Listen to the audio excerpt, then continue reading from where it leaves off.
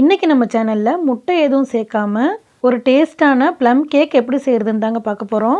இந்த கேக் ரொம்ப ஈஸியாக செஞ்சிடலாம். அது மட்டும் இல்லாமல் நல்ல ஹெல்த்தியான கேக் அப்படின்னு கூட சொல்லலாம். ஏன்னா இந்த கேக்கில் அவ்வளோ சத்தான பொருட்கள் நம்ம சேர்த்து செஞ்சுருக்கோம். நான் இந்த வீடியோவில் சரியான அளவுகளோடு சொல்லியிருக்கேன். ஸோ வீடியோ ஸ்கிப் பண்ணாமல் பாருங்கள். இப்போ இந்த கேக் எப்படி செய்கிறதுன்னு பார்க்குறதுக்கு வாங்க வீடியோக்குள்ளே போகலாம். அஸ்ஸலாமு அலைக்கும். வெல்கம் டு ஹிரா சமையல். ஃப்ரெண்ட்ஸ், இந்த கேக் செய்கிறதுக்கு ஃபஸ்ட்டு தேவையான பொருட்கள் என்னென்னு பார்த்துடலாம். மைதா 1½ கப், சர்க்கரை 1 கப், தயிர் 1/2 கப், வாசனை எதுவும் இல்லாத refined oil 1/2 cup, baking powder 1 teaspoon, baking soda 1/2 teaspoon, பட்டை 2 இன்ச் அளவு எடுத்துக்கோங்க, கிராம்பு 4, ஏலக்காய் 4, காஞ்ச கருப்பு திராட்சை 1/2 கப், காஞ்ச பச்சை திராட்சை 1/2 கப், முந்திரி 1/4 கப், பேரிச்சம்பழம் கட் பண்ணது 1/4 கப், உப்பு கொஞ்சமாக ஒரு சிட்டிகை எடுத்துக்கோங்க. அப்போ தான் இனிப்பை நல்லா எடுத்து கொடுக்கும். ஃபஸ்ட்டு நம்ம சுகரை கேரமல் பண்ணிடலாம். அதுக்கு நான் இன்றைக்கி 1/2 கப் சுகர் எடுத்திருக்கேன். நம்ம மொத்தமாக 1 கப் சுகர் எடுத்திருக்கோம். அதில் பாதி அளவு நம்ம கேரமல் பண்ணுறதுக்கு எடுத்துக்கலாம். ஒரு பாத்திரத்தில் 1/2 கப் சுகர் சேர்த்து தண்ணி எதுவும் சேர்க்கலை. அப்படியே ஸ்டவ்வை லோ ஃப்ளேமில் வச்சுருந்தோன்னா 1 நிமிஷத்தில் இது போல் நல்லா கேரமல் ஆகி வரும். சுகரோட கலர் சேஞ்ச் ஆகி வரும். அந்த ஸ்டேஜில் நம்ம ஒரு கரண்டி போட்டு இதை நல்லா கிண்டி விட்டுக்கலாம். இப்போ பாருங்கள், கலர் நல்லா சேஞ்ச் ஆகி வந்திருக்கு. இன்னும் நல்லா சேஞ்ச் ஆகணும், கொஞ்சம் வெயிட் பண்ணலாம். இந்த கேக் ப்ரௌன் கலரில் வர்றதுக்கு இதுதாங்க காரணம். அதுக்காக நம்ம எந்த ஒரு கலர் பவுடரும் சேர்க்க போகிறதில்ல, கொக்கோ பவுடரும் சேர்க்க போகிறதில்ல. இந்த சுகரையே நம்ம கேரமலைஸ் பண்ணி கலர் கொடுக்க போகிறோம். நம்ம சேனலில் போர்பன் பிஸ்கெட்டை வச்சு மினி கேக் எப்படி செய்கிறதுன்னு ஆல்ரெடி அப்லோட் பண்ணியிருக்கோம். அதோட லிங்க்கை மேலே ஐகார்ட்லேயும் டிஸ்கிரிப்ஷன்லேயும் கொடுக்குறேன், செக் பண்ணி பார்த்துக்கோங்க ஃப்ரெண்ட்ஸ். இப்போ பாருங்கள், நல்லா கலர் சேஞ்ச் ஆகி வந்திருக்கு. இந்த ஸ்டேஜில் நம்ம இதில் 1/2 கப் தண்ணி சேர்க்க போகிறோம். நார்மல் வாட்டர் நம்ம இதில் சேர்த்துடக்கூடாது, ஹாட் வாட்டர் தான் சேர்க்கணும். நல்ல சூடான தண்ணி தான் இதில் சேர்க்கணும், இல்லைனா நம்ம மேலே அப்படியே தெரிச்சிரும். தண்ணி சேர்க்குறதுக்கு முன்னாடி ஸ்டவ் ஆஃப் பண்ணிவிடுங்க. அதுக்கப்புறமா நம்ம கொஞ்சம் கொஞ்சமாக தண்ணி சேர்த்துடலாம். பார்த்து கவனமாக சேர்க்கணும், நம்ம மேலே அப்படியே தெரிச்சிரும். அதனால தான் ஸ்டவ் ஆஃப் பண்ணிவிட்டு சேர்க்கணுன்னு சொல்கிறேன். தண்ணி விட்டு நல்லா கலந்துட்டு அதுக்கப்புறமா நம்ம ஸ்டவ் ஆன் பண்ணிக்கலாம்.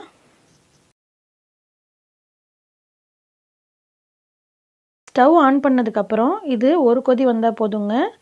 இது கூட நம்ம எடுத்து வச்சுருக்கிற காஞ்ச திராட்சைகளை இது கூட நம்ம சேர்த்துடலாம். சேர்த்துட்டு இதை ஒருத்தர் நல்லா கலந்து விட்டுடலாம். இந்த மாதிரி செய்கிறதுனால திராட்சைகளில் நல்லா இனிப்பு ஏறும், நல்லா சாஃப்டாகவும் இருக்கும். அதனால தான் இது ஒரு நிமிஷம் போல் கொதிச்சா போதும். அதுக்கப்புறம் நம்ம ஸ்டவ்வை ஆஃப் பண்ணிவிட்டு இதுக்கு ஒரு மூடி போட்டு ஒரு ஓரமாக எடுத்து வச்சிடலாங்க. அடுத்ததாக ஒரு மிக்ஸி ஜார் எடுத்துக்கோங்க. அதில் மீதம் இருக்கிற 1/2 கப் சுகரை சேர்த்துக்கலாம். சேர்த்துட்டு பட்டை, கிராம்பு, ஏலக்காய் இது எல்லாத்தையும் நம்ம சேர்த்துக்கலாம். சேர்த்து இதை நல்லா பவுடர் பண்ணி எடுத்துகிட்டு வந்துடலாம். இந்த பட்டை, கிராம்பு, ஏலக்காயோட ஃப்ளேவர் இந்த கேக்குக்கு ரொம்ப முக்கியம். அடுத்ததாக ஸ்டவ்வில் ஒரு பாத்திரத்தை எடுத்து வச்சுக்கோங்க. அதில் அடியில் உப்பு பரப்பி விட்டுக்கோங்க. அது மேலே ஒரு ஸ்டாண்ட் எடுத்து வச்சு இதை மூடி நம்ம ஹீட் பண்ணிக்கலாம். ஒரு 10 நிமிஷம் இது நல்லா ஹீட் ஆகட்டும். அதுக்குள்ளே நம்ம கேக் பேட்டர் ரெடி பண்ணிடலாம். அதுக்கு ஒரு அகலமான பவுல் எடுத்துக்கோங்க. நாம் எடுத்து வச்சுருக்கிற 1/2 கப் தயிர், 1/2 கப் எண்ணெயை இது கூட சேர்த்துக்கலாம். சேர்த்துட்டு 1½ கப் மைதா மாவையும் இது கூடவே சேர்த்துடலாம்.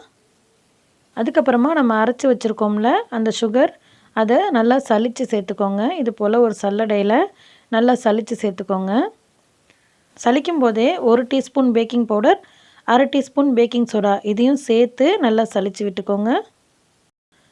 நம்ம இதை எதுக்காக சலிக்கிறோன்னா அந்த ஏலக்காயில் உள்ள தோல்கள் திப்பி திப்பியாக இருக்கும். அதனால தான் பாருங்கள் எவ்வளோ திப்பி இருக்குதுன்னு. இப்போ இது தூர போட்டுடலாம். இது கூட ஒரு பிஞ்ச் அளவு உப்பு சேர்த்துக்கலாம். சேர்த்துட்டு இதை நல்லா கலந்து விட்டுடலாம். அதுக்கப்புறமா நம்ம கொதிக்க வச்சு எடுத்து வச்சுருக்கிற சுகர் கேரமலை இது கூட சேர்த்துடலாம். திராட்சைகளோடு அப்படியே சேர்த்து நல்லா கலந்து விட்டுருங்க. அதுக்கப்புறமா நம்ம எடுத்து வச்சுருக்கிற முந்திரியை சேர்த்துடலாம். சேர்த்துட்டு நம்ம கட் பண்ணி எடுத்து வச்சுருக்கிற பேரிச்சம்பழத்தையும் சேர்த்துடலாம். சேர்த்துட்டு இதையும் நல்லா கலந்து விட்டுடலாம். கன்சிஸ்டன்சி பார்த்திங்கன்னா நம்ம சேர்க்குற தயிரோட பதத்தை பொறுத்து தண்ணியோட அளவுகள் மாறும். அதாவது தயிர் கெட்டியாக இருந்துச்சுன்னா நம்ம தண்ணி எக்ஸ்ட்ரா சேர்க்குற மாதிரி இருக்கும். தயிர் தண்ணியாக இருந்துச்சுன்னா நம்ம சேர்க்க தேவையில்லை. நான் சேர்த்த இந்த தயிர் கெட்டியாக இருந்ததுனால நான் 2 ஸ்பூன் போல் தண்ணி சேர்த்துருக்கேன். பாருங்கள், இந்த கன்சிஸ்டன்சி கரெக்டானது. இப்போது நமக்கு கேக் பேட்டர் ரெடி ஆகிடுச்சு. இதை நம்ம ஒரு கேக் ட்ரேலையோ அல்லது உங்கள்கிட்ட இருக்கிற ஏதாவது எவர் சில்வர் பாத்திரமாக இருந்தாலும் பரவாயில்ல, அதில் இது போல் நெய்யோ அல்லது எண்ணெயோ சேர்த்து பட்டர் பேப்பர் வச்சுக்கோங்க. உங்கள்கிட்ட பட்டர் பேப்பர் இல்லைன்னா பரவாயில்ல, அந்த எண்ணெய் மேலே கொஞ்சமாக மைதா மாவு கலந்து ஸ்ப்ரெட் பண்ணி விட்டிங்கன்னா கேக் ஒட்டாமல் வரும். இப்போது நம்ம பட்டர் ஷீட்டை எல்லா சைட்லேயும் அப்ளை பண்ணி வச்சுருக்கோம். இதில் நம்ம ரெடி பண்ணி எடுத்து வச்சுருக்கிற கேக் பேட்டர் சேர்த்துடலாம். சேர்த்துட்டு இது போல் நல்லா தட்டி விட்டுக்கோங்க, நல்லா செட் ஆகிறதுக்காக. அதுக்கப்புறமா அலங்கரிக்கிறதுக்காக நான் சில முந்திரிகளை இது போல் வைக்கிறேன். இது ஆப்ஷனல் தான், நீங்கள் விருப்பப்பட்டால் சேர்த்துக்கலாம், இல்லைன்னா ஸ்கிப் பண்ணிடலாம். அடுத்ததாக நம்ம ஏற்கனவே சூடு பண்ணி வச்சுருக்கிற அந்த பாத்திரத்தில் இந்த கேக்கை உள்ளே வச்சிடலாம். பார்த்து கேர்ஃபுல்லாக வைங்க, கையில் சூடு பட்டுரும். வச்சுட்டு இந்த பாத்திரத்தை மூடிடலாம். மூடியில் எந்த ஒரு ஹோல்ஸும் இருக்கக்கூடாது, அதில் கவனமாக இருந்துக்கோங்க. இப்போ பாருங்கள், இந்த மூடியில் ஒரு ஹோல் இருக்குது, அதில் நான் ஒரு கிராம்பு வச்சுருக்கேன். இப்போது ஸ்டவ்வை மீடியம் ஃப்ளேமில் வச்சுருங்க. இது வேகிறதுக்கு சரியாக 1 மணி நேரம் போல் ஆகும்.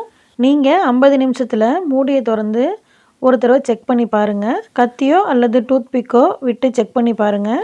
கத்தியில் ஒட்டி இருந்துச்சுன்னா வேகலை, ஒட்டாமல் வந்துச்சுன்னா வெந்துருச்சு.